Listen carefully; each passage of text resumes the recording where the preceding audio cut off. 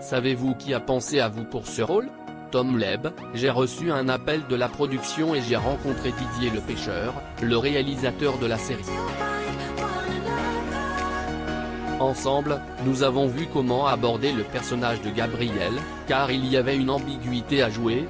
D'un côté, la sincérité de ses sentiments pour Emma, Claire Keim, note de la rédaction, de vous êtes le petit nouveau de cette bande qui collabore depuis la saison 1. Avez-vous été bien accueilli?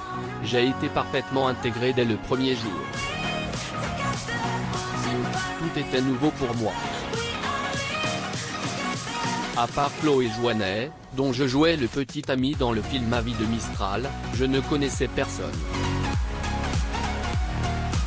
Claire Keim, que nous avons aussi interviewé, nous a fait beaucoup de compliments sur vous. Comment s'est déroulée votre collaboration? Claire est obsédée par le fait que les gens se sentent bien. Elle est adorable et se soucie du bien-être de tous. Nous sommes devenus amis et avons gardé contact, notamment pendant le confinement. Nous nous sommes beaucoup parlé, c'est quelqu'un qui a une très belle vision de la vie. Vous avez beaucoup de scènes intimes ensemble. Redoutiez-vous le moment de les jouer? Ces scènes ne sont jamais simples à jouer et procurent un certain stress qui, selon moi, est nécessaire pour ne pas agir d'une manière qui pourrait mettre l'autre mal à l'aise. C'est pourquoi il est important d'en parler en amont avec sa partenaire, d'être à son écoute, de prendre en compte son ressenti. Ici, Claire s'est laissée guider par le réalisateur et a décidé de me faire confiance.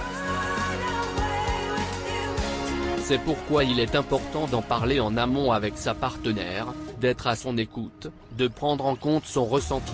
Ici, Claire s'est laissée guider par le réalisateur et a décidé de me faire confiance.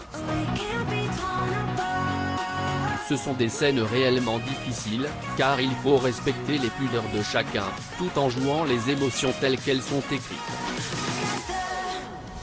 À quand un duo? Je ne sais pas, mais j'avais apporté ma guitare sur le Claire à des projets musicaux, et si nous devions faire un duo, ça serait très sympa. Vous étiez le représentant de la France au concours de l'Eurovision 2020, qui a finalement été annulé pour cause de pandémie. Avez-vous été déçu? J'ai construit ma carrière sans l'Eurovision, alors quand le concours a été annulé, je ne l'ai pas bien vécu, mais je ne me suis pas effondré. J'ai eu la chance que mon nom circule assez tôt et j'ai ainsi pu bénéficier d'une mise en lumière indéniable. Ça m'a permis de me faire connaître davantage. Je dois beaucoup à France Télévisions et je ne les remercierai jamais assez de m'avoir sélectionné et fait ce cadeau. Pourtant, vous avez renoncé à participer à la prochaine édition du concours. Pourquoi? J'ai beaucoup de projets, et j'ai vu comme un signe de la vie qu'il soit annulé pour la première fois de son histoire. Quoi?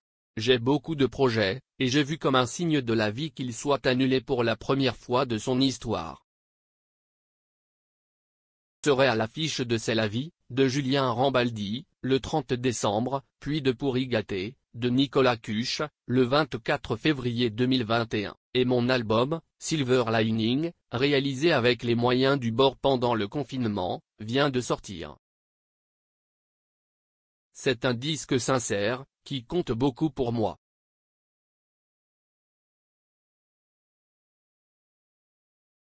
Infidèle, tous les jeudis à 21 h sur TF1 interview avec